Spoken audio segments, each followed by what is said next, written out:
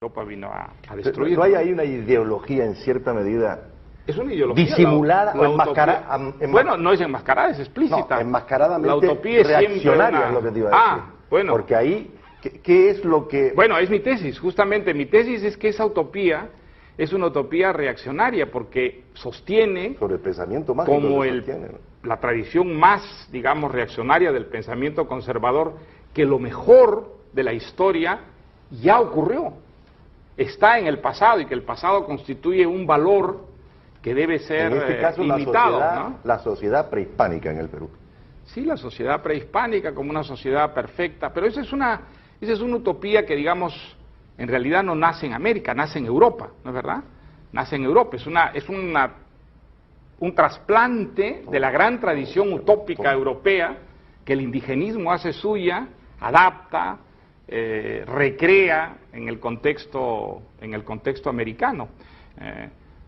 Gauguin vive esa utopía. Gauguin tiene de pronto la idea de que el arte occidental ha entrado en decadencia, y ha entrado en decadencia porque Europa ha avanzado demasiado en la civilización urbana, ha cortado sus raíces con las sociedades primitivas, las culturas primitivas, que son, cree él, las que viven un arte realmente fecundo y al alcance de toda la sociedad, y eso es lo que él va a buscar.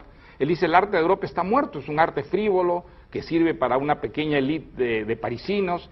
No, el verdadero arte hay que ir a buscarlo en las sociedades primitivas. Entonces él se va a Panamá, se va a la Martinica, quiere irse a Vietnam, quiere irse a China, y al final pues va a Tahití en busca de ese pueblo primitivo capaz de producir un arte para el conjunto de la sociedad y con una fuerza que él cree que Europa ya no es capaz de producir en el arte, ¿no?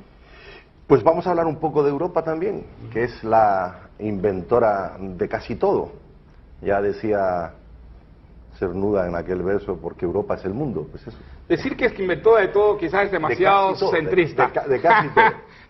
De casi todo. El autorreferente, eso no es verdad, pero sí es que no hay que avergonzarse de la cultura occidental. Eso me parece muy importante. Hoy día está de moda avergonzarse de la cultura occidental, ¿no? Y eso no es justo, la verdad que una pequeña hipocresía. La cultura occidental tiene cosas muy criticables, pero tiene cosas que son muy admirables también. Aquí también nació el compromiso del escritor en Europa, ¿no? Pues lo que nosotros entendemos, digamos, mi generación, sí, fue una idea que nace, yo creo, más bien en Francia, desde la época de la entreguerra, que viene asociada a una idea muy generosa de la literatura, que la literatura es una actividad que puede tener un efecto en la historia, que puede contribuir a resolver los problemas que vive la sociedad, y que por lo tanto el escritor escribiendo puede ser un hombre también útil en términos económicos, políticos, sociales. Es una idea que hoy día parece muy ingenua, ningún escritor hoy día la acepta. ¿Qué sentido tiene hoy para un escritor lo que se entendía hace 50 años?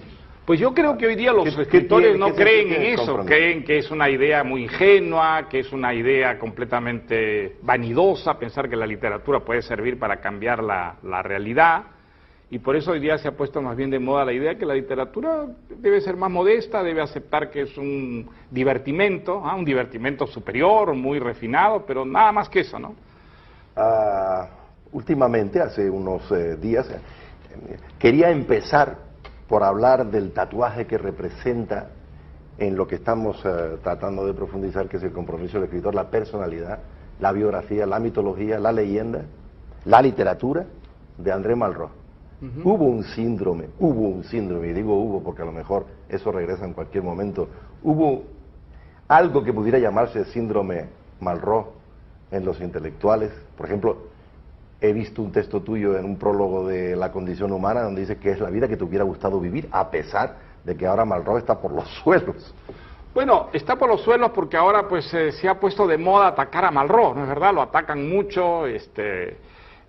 Yo sigo creyendo que es un gran escritor, que uno de los grandes novelistas de nuestro tiempo, y que La condición humana está entre las mejores novelas que se han escrito.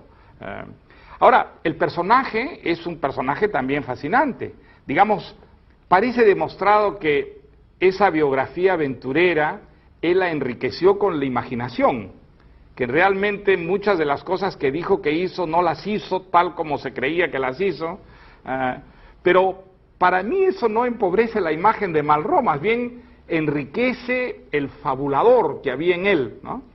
Él fue siempre digamos, desde joven fue un exhibicionista, un hombre que cultivó mucho la teatralidad.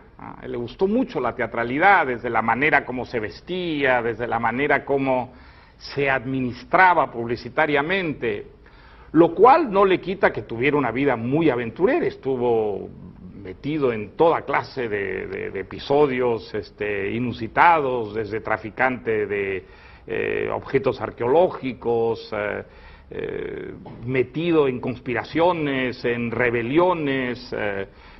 O sea, su vida fue una vida excepcional, una vida fuera de lo común. Y él tuvo, que esa sí es una habilidad muy rara entre los escritores, la capacidad de transformar esas experiencias en buena literatura, ¿no? Porque la verdad que sus novelas pues son, si no todas, varias de ellas excelentes novelas, como La Esperanza, La Condición Humana, ¿no? Así que yo sigo admirando mucho a Malraux, aun cuando en realidad muchas de las cosas que creímos que hizo no las hizo exactamente así, ¿no?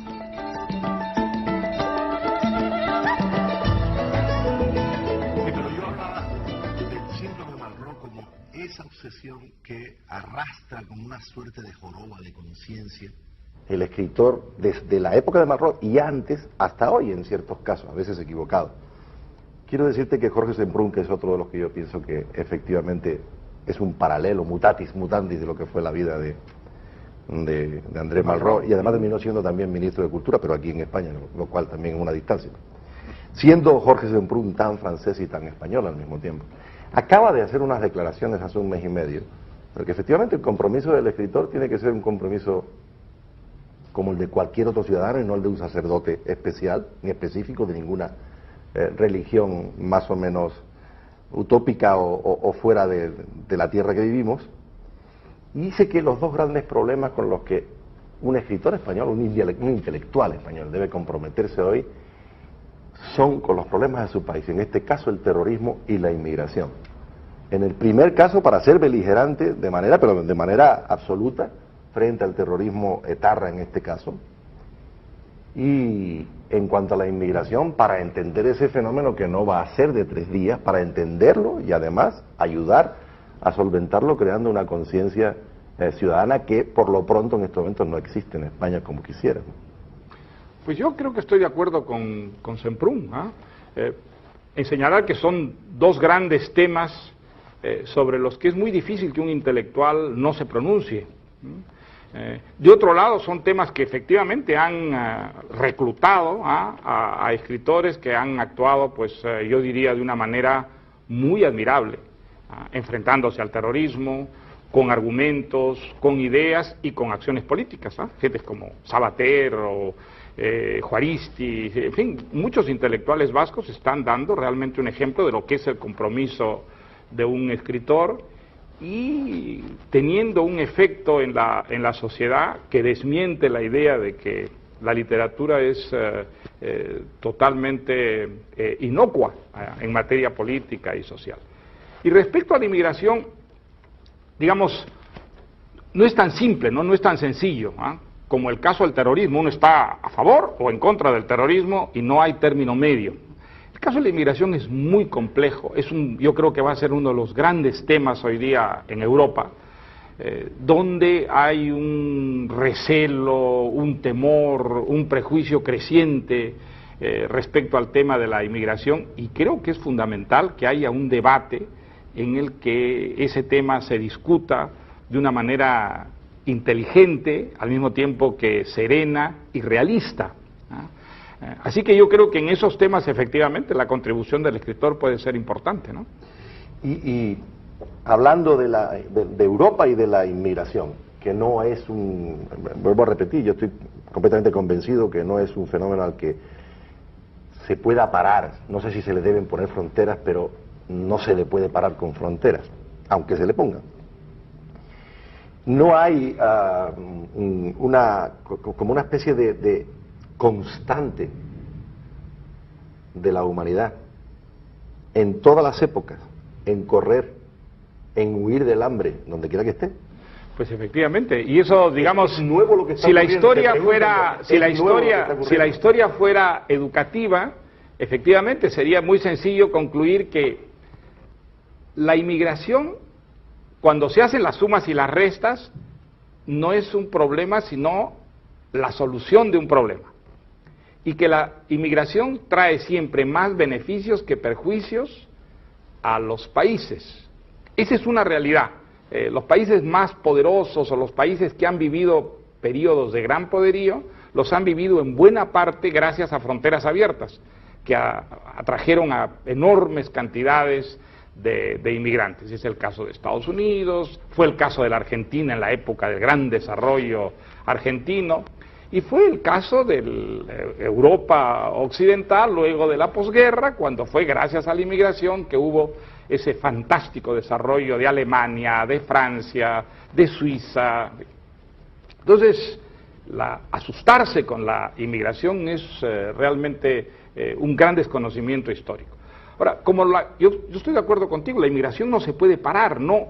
Estados Unidos gasta billones de dólares tratando de parar la inmigración, y las fronteras de Estados Unidos son una coladera por donde entran miles, para no hablar de millones de inmigrantes.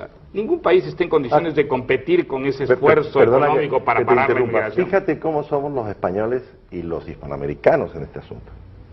Aplaudimos que millones y millones de mexicanos entren en Estados Unidos porque parece que hay como una suerte de conciencia de reconquista, incluso de territorios históricos. Ahora, cuando nos pasa a nosotros, entonces nos asustamos. O sea, no entendemos el susto del gringo, el susto del norteamericano, pero el fenómeno no es el mismo, o similar, vaya. Es muy parecido el fenómeno. Aquí vienen los vecinos que se mueren de hambre en sus países porque saben que en España, que es un país que desarrolla, que prospera, hay posibilidades de vivir mejor, de encontrar un trabajo y tener mejores oportunidades. Ese es un derecho que no se los va a quitar nadie, porque es un derecho que ellos adoptan por una razón fundamental, que es la de la supervivencia. Para sobrevivir tienen que salir de unos países barbarizados, o por la corrupción, o por el autoritarismo, y entonces pues van a los países donde tienen posibilidades de sobrevivir. No es verdad que en esos países la inmigración vaya a traer una caída de niveles de vida, aunque surjan en un primer momento problemas, desde luego, porque esos países necesitan mano de obra, y cada vez van a necesitar más mano de obra, países que tienen índices demográficos negativos, como es el caso de todos los países desarrollados, de tal manera que la inmigración va a venir a resolver un problema. Si uno acepta esta premisa, entonces lo que hay que hacer es que organizar esta inmigración para que no sea una inmigración salvaje, para que no sea una inmigración caótica, para que no la controlen las mafias, sino que sean los propios estados las que la controlen. Entonces, esa es la manera de encarar el tema de la inmigración, como la solución de un problema. Mientras no haya esta mentalidad, el problema de la inmigración va a seguir siendo un fantasma, una especie de íncubo, que puede llegar a tener efectos tremendamente negativos desde el punto de vista político, porque fomenta el racismo, fomenta la xenofobia, que son venenos peligrosísimos para las naciones, ¿no? ¿Cuál es tu opinión sobre la cumbre esta que hubo ahora en Sudáfrica, hace un mes y pico, Durban? Pues yo creo que se ha frustrado, desgraciadamente. Un intento que era muy importante, muy valioso, porque el racismo es hoy día una realidad muy extendida en el mundo, se ha frustrado por un aprovechamiento muy interesado que han hecho tiranuelos o grupos extremistas que no tienen pues credenciales democráticas, éticas, para hablar de esos valores. ¿Qué seriedad puede tener para hablar de la democracia, de la libertad, una organización que recibe a Fidel Castro como una de las figuras estelares del encuentro? Un señor que es un tiranuelo, que Europa vino a destruir. ¿No hay ahí una ideología en cierta medida? Es una ideología disimulada o enmascarada. Bueno, no es enmascarada, es explícita. No, enmascaradamente la utopía es reaccionaria es lo que te iba a decir. Bueno. Porque ahí, ¿qué es lo que...? Bueno, es mi tesis, justamente. Mi tesis es que esa utopía es una utopía reaccionaria, porque sostiene... Sobre el pensamiento más. Gauguin vive esa utopía. Gauguin tiene de pronto la idea de que el arte occidental ha entrado en decadencia, y ha entrado en decadencia porque Europa ha avanzado demasiado en la civilización urbana, ha cortado sus raíces con las sociedades primitivas, como la tradición más, digamos, reaccionaria del pensamiento conservador, que lo mejor de la historia ya ocurrió, está en el pasado, y que el pasado constituye un valor que debe ser en este caso, imitado, ¿no? La sociedad prehispánica en el Perú. Sí, la sociedad prehispánica como una sociedad perfecta, pero esa es una utopía que, digamos, en realidad no nace en América, nace en Europa, ¿no es verdad? Nace en Europa, es un trasplante de la gran tradición utópica europea que el indigenismo hace suya, adapta, recrea en el contexto americano. Culturas primitivas que son, cree él, las que viven un arte realmente fecundo y al alcance de toda la sociedad, y eso es lo que él va a buscar. Él dice: el arte de Europa está muerto, es un arte frívolo que sirve para una pequeña élite de parisinos. No, el verdadero arte hay que ir a buscarlo en las sociedades primitivas.